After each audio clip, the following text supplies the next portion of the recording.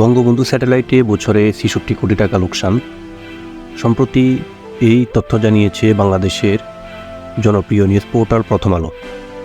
বঙ্গবন্ধু স্যাটেলাইটের আয়ের চেয়ে ব্যয় অনেক বেশি, ফলে লোকসানে আছে স্যাটেলাইটটির পরিচালনাকারী সরকারি প্রতিষ্ঠান Bangladesh satellite company limited BSCL। যদিও কৌশলে তারা নিজেদের লাভজনক দেখাচ্ছে। BSCL এর সর্বশেষ নিরীক্ষা প্রতিবেদন 2021-22 অর্থবছর অনুযায়ী কোম্পানিটির মুনাফার পরিমাণ 85 কোটি টাকা। যদিও মুনাফার এই হিসাব করার ক্ষেত্রে স্যাটেলাইটের অবচয় বা ডিপ্রিসিয়েশন ধরা হয়নি। অবচয় ধরা হলে মুনাফার বদলে লোকসান দাঁড়াবে প্রায় 66 কোটি টাকা প্রতি বছরে। আগের অর্থবছরেও প্রায় সমপরিমাণ লোকসান হয়েছিল বঙ্গবন্ধু স্যাটেলাইট থেকে। বাংলাদেশ টেলিযোগাযোগ নিয়ন্ত্রণ কমিশনের BTRC প্রকল্পের মাধ্যমে 2018 সালে বঙ্গবন্ধু স্যাটেলাইট উৎক্ষেপণ করা হয়েছিল।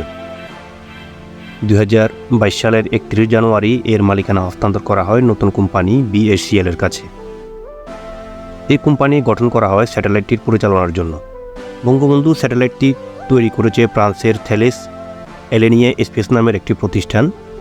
2018 সালের মে মাসে যুক্তরাষ্ট্রের ফ্লোরিডার কেনেডি স্পেস সেন্টার থেকে বঙ্গবন্ধু স্যাটেলাইট 1 উৎক্ষেপণ করা হয়। সেদিন কেনেডি স্পেস সেন্টারে তৎকালীন প্রধানমন্ত্রী শেখ হাসিনার তথ্য প্রযুক্তি বিষয়ক উপদেষ্টা সজীব ওয়াজেদ জয়, সাবেক প্রতিমন্ত্রী তারানা হালিম, জুনায়েদ আহমেদ সহ সরকারের একটি প্রতিনিধি দল উপস্থিত ছিল। স্যাটেলাইটের সফল উৎক্ষেপণের পরপরই সংশ্লিষ্ট সবাইকে ধন্যবাদ ও অভিনন্দন জানান শেখ হাসিনা। তিনি বলেন, মহাকাশে আজ উড়ল বাংলাদেশের পতাকা, আজ থেকে আমরাও স্যাটেলাইট ক্লাবের গর্বিত সদস্য হলাম। বঙ্গবন্ধু স্যাটেলাইটটির মাধ্যমে 57তম দেশ হিসাবে স্যাটেলাইটের ক্লাবে যুক্ত হয় বাংলাদেশের নাম। তখন সরকারের পক্ষ থেকে স্যাটেলাইটটির মাধ্যমে বৈদেশিক মুদ্রা আয়সহ নানা সুফলের কথা বলা হয়েছিল। অপরদিকে প্রায় 3000 কোটি টাকা ব্যয়ে স্যাটেলাইট উৎক্ষেপণের প্রয়োজনীয়তা নিয়ে প্রশ্ন তুলেছিল অনেকেই। BSCL এর লাভ লোকসানের হিসেব নিয়ে শুরু থেকেই লুকোচুরি করা হতো।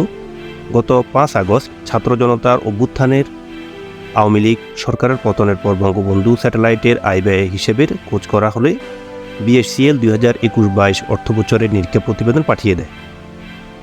শুধু বঙ্গবন্ধু স্যাটেলাইটই না, বিগত বছরগুলোতে বাংলাদেশে মেগা প্রজেক্ট নামে যেই সকল উন্নয়নমূলক কাজ করা হয়েছিল, ওই সকল উন্নয়নমূলক কাজে কোটি কোটি টাকা আত্মসাৎ করা হয় এবং এতে করে বাংলাদেশের অর্থনীতি থমকে পড়ে এবং সহসায় এই অর্থনীতি কেটে উঠতে পারবে কিনা এই সংকট তা নিয়ে দেখা দিয়েছে নানা জল্পনা কল্পনা।